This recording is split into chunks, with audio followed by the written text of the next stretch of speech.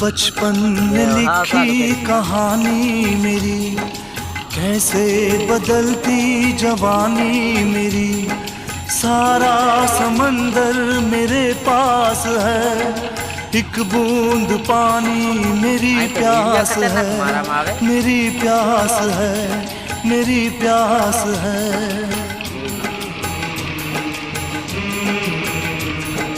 देखा था माने कभी प्यार से, अब मिल गई वो भी संसार से। मैं वो लुटेरा हूँ जो लुट गया, माँ का भी आंचल कहीं छूट गया।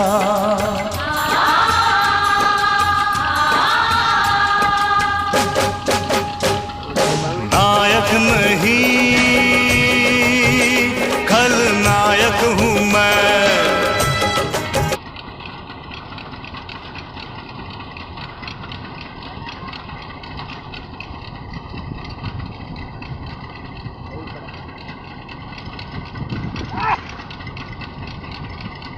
આપણે 3 મિનિટ વિડીયો ગાડ હોય ગયો।